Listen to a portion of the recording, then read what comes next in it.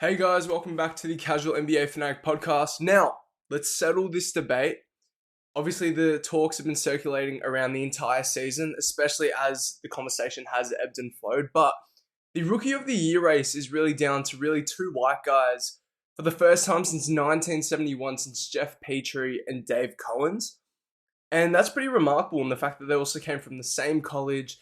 They're really close friends, and they also provide a sort of a two-way stability on both ends of the floor. These are two of the most polished rookies that we've actually seen. And they're both playing in completely different situations, giving completely different sort of keys to their franchises.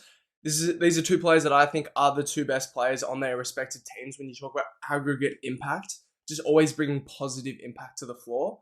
Obviously, in Con's case, it's a bit more questionable. Now, obviously, it started off at the start. VJ Edgecombe started off really terrorizing at the start. And at the start of the year, my top three picks were Cooper, Con, and Dylan Harper. I've had Dylan actually coming second because he's just that polished, but his role just didn't allow him to achieve any sort of like the same production as what, say, Con has been able to do in Charlotte. And just comparing the situation for Cooper and Con, so we're just going to be kind of breaking down each of their own Rookie of the Year campaigns and what they've actually brought to the table for this debate. For Dallas and Cooper, they're 25 and 54.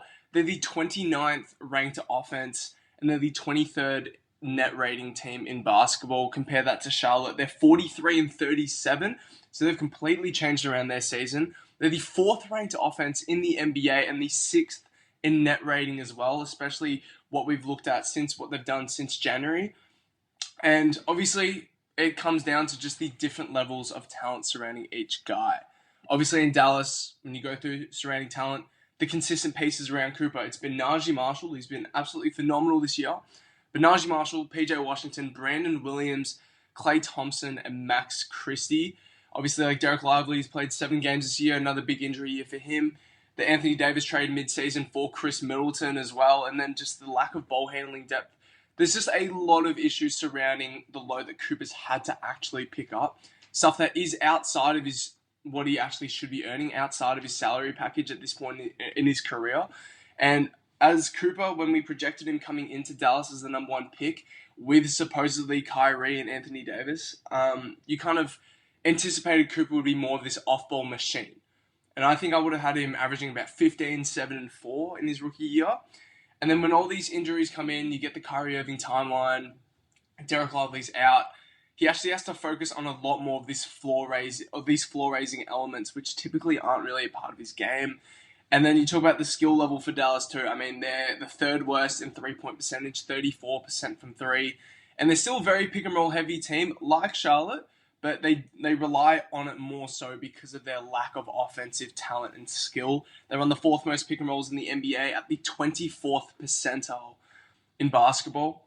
So it is pretty dim over in Dallas at this point in time. And then when you compare it to Charlotte, I mean, it's a pretty sexy offensive situation. LaMelo, Brandon Miller, Diabate, Miles Bridges, Kobe White, all surrounding Knueppel. So these are just supercharged up, offensively skilled guys who are playing some really creative basketball together. Defensively as well, the unit can struggle physically between all those guys I just named, but they're playing with a ton more effort, and their system is just way more aggressive now. With all the mature guys that they've been able to bring in, Josh Green over the past few years, Grant Williams too over the past few years, mature rookies who actually play really hard, Ryan Kalkbrenner, Sion James, Diabate's been really great too, and Knueppel for that culture change has been absolutely pivotal. And that also banks into his Rookie of the Year case, how he's been able to completely shift Charlotte's actual contending seriousness all in one season. And really, they're up to this point where they're competing for a first-round upset. So it's actually been incredible what Con's been able to do as well. So obviously, he's not doing the same floor-raising elements that we have to see from Cooper Flagg, but that doesn't take away from what he's actually achieved. Now, in terms of just their seasons as well, I mean, just by raw production stat lines, it doesn't really differ too much, especially when you bring in just the basic efficiency. Cooper's at 21, 7, and 5 assists a game. Really, really nice production stat line there on 50% effective field goal percentage. Very, very just respectable by every sense of the word. And then Con's at 19, 5, and 3 on 61% effective field goal percentage. It's probably a rookie standard that we haven't seen maybe ever from like a perimeter guard. So he's been absolutely exceptional. But just to edge more into their cases a little bit. Cooper's case is more built on also the defensive versatility that he brings compared to Con. This is a guy that can blow up plays with his rotation speed and length. He's been doing it since high school. Did it all the way in Duke, in college. Still doing it in the NBA today. And then this is a super underrated off-ball talent as well. And when we talk about off-ball talent, it's not just the tons of cutting and the diving at the rim, looking for, backline plays, trying to hunt the glass as well. This isn't that type of off-ball movement just directly towards the rim aggression. But this is also off-ball movement around the perimeter. This guy's able to bring it. It's not because he's a strong shooter. It's because Cooper Flagg curls off screens with a level of agility and aggression and angle selection that not many rookies actually have, and not many players have in this league right now. He's one of the strongest and most precise drivers of the basketball right now.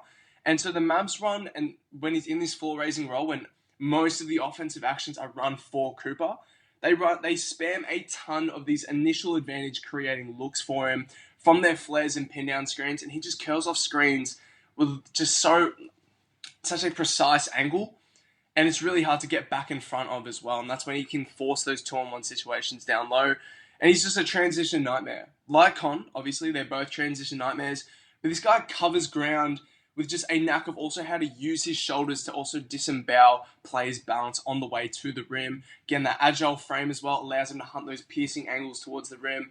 And he's shown that all season, and obviously we anticipated that too. And then obviously just the elite athleticism, the vertical explosiveness, all allows him to be this really, really effective transition player. He's not a dominant transition player. This isn't a Giannis, this isn't a LeBron just yet. This isn't even a Jaylen Brown just yet because the size is relatively limiting. This guy's older skill sets to be one of the dominant transition players of this game, and he's showing those flashes right now.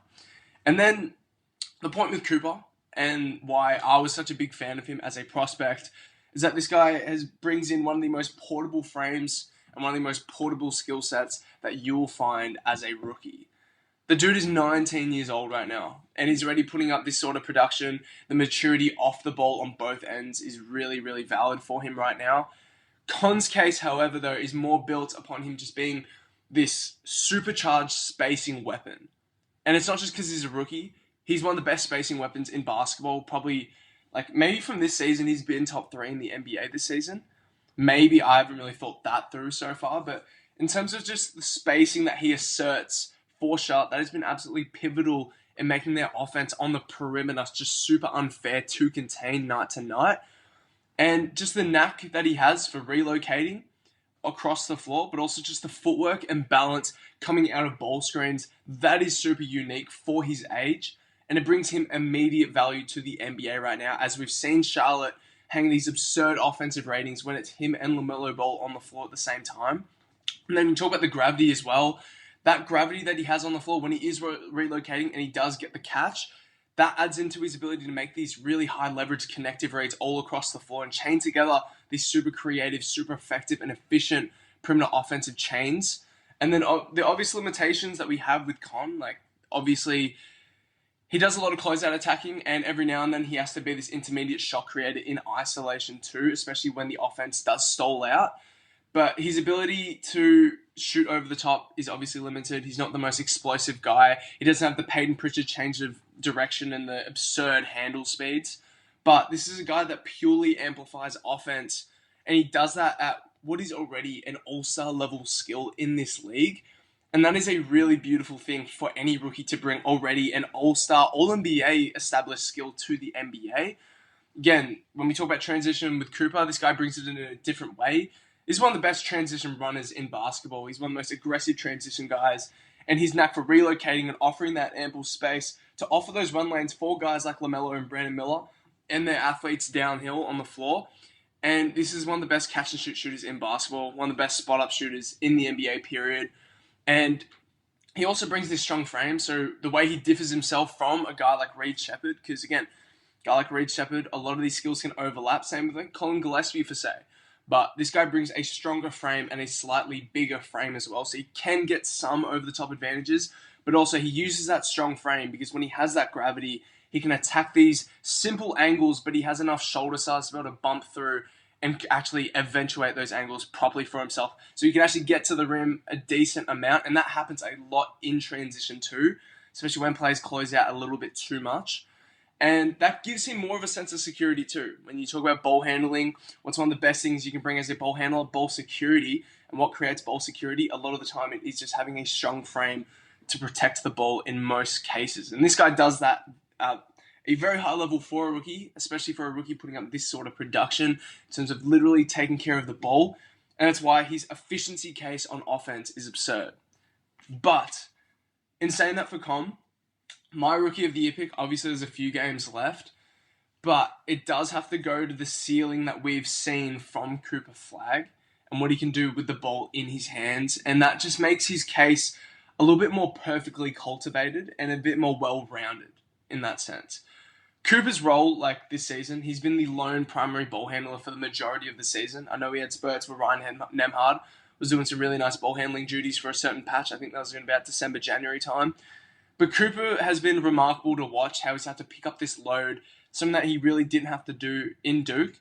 And in terms of just being able to, like what we look at for these potential 1As to lead championship rosters, look at Jokic, Kawhi, SGA, Luka, even like what Jaylen Brown's been, what he did in 2024. It's your ability to hunt those short range looks and do it really efficiently. And there aren't many players that can actually, not many rookies that we've seen that can hunt that short floater range as well as Cooper does with all the elevation tools that he actually brings. It's not just the agility to hunt those downhill, like that airspace, but it's also the ability to elevate over the top and the actual air that he puts on that ball, the actual angle that he releases on that ball. And in terms of the floater range, like I'll pull that up now, but the guy's making 47% of his looks in the paint and he's nearly taken 400 of those this year. And this is a guy that shoots 71% when he gets to the rim. So in terms of hunting high-quality looks at the rim, this guy hunts them at a really high volume, and he's converting them at a really polished level for a rookie. And that makes his case a little bit more outstanding for me, especially considering the difference in like how many of Con's looks are actually assisted, especially compared to Cooper, and how much he has had to self-generate himself. This isn't a prospect that we came in, Cooper's going to come into this year and be a guy that can run like 10, 12 pick and rolls a game in games that he actually needs to and actually convert like good efficiency. But he's had some absolute bombs recently, 51 and 45 just back to back. This guy's just put a ton on for show. And he's also put on the ceiling raising components like Con has too in a different manner. The defense has also been pretty great this year too for a rookie of his size and for his position. Like for a wing position for a rookie, it's not that easy to impact the game defensively in general. This guy's done everything he can. And then just in terms of just the agility and athleticism mix, it's something that we really haven't seen. Like LeBron, when he was a rookie, he brought a little bit more power to the game, and that's how he was this absurd athlete. But this guy's dominating with the agility. It's a thing that SGA dominates with, the ability to hunt those slight angles when he does get plays footwork slightly a touch out of position. And this guy does that really well, but he does it with more of just a natural ability at this point in time. He hasn't developed that elite reaction speed that SGA has, but this guy can actually hunt angles because he's literally that agile. But he also has the power to also just disembody players too, and he knows how to use his body and distribute that weight. This is a really polished rookie in terms of just the intellectual side, the skill side, but also just what his frame and skill set and that portability actually gives him. And it's like the agility is already an advantageous trait for him, and he is already just 19 years old. So it is pretty special. A lot of teams just don't know how to guard him just because naturally he is that talented. And in terms of just again, like I mentioned, the 51 and 45 paces that he had against LeBron, and then also he had the 49 paces against the Clippers too, and he's had multiple 40-point games. I think he's had like 6 this year, I thought. But in terms of just the impressive individual stretches that we've seen from Cooper, that alone, and I know it's a little bit overrated, these things, like these big performances, but that caps off what has been an exceptional rookie campaign. And he's just shown a bit more of the star, like the actual superstar upside than what Connor's been able to do. I know Connor's consistency has been absolutely amazing. And I would absolutely love if Con run Rookie of the Year too. I wouldn't care.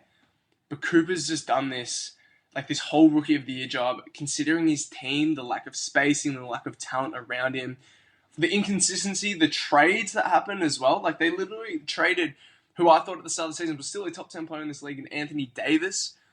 And Kyrie Irving's been out for the year. Like this guy's just done an absolutely incredible job bring some more urgency to Dallas fan base too towards the end of this regular season as well. My Rookie of the Year pick is Cooper Flagg. I think it's neck and neck. I would give Cooper maybe a 55% chance to actually come out with the award because Con's consistency case and impact on winning case is that strong, and it is stronger than Cooper's. But Cooper's just done a lot of the floor raising stuff, which I find extremely impressive, and that's why he's my Rookie of the Year pick. Now, I appreciate you guys for listening to that little spiel. I'll be coming out with a few more award debates because this is what is interesting at this point in the year as well. And then maybe some contender rankings as we get to the postseason too.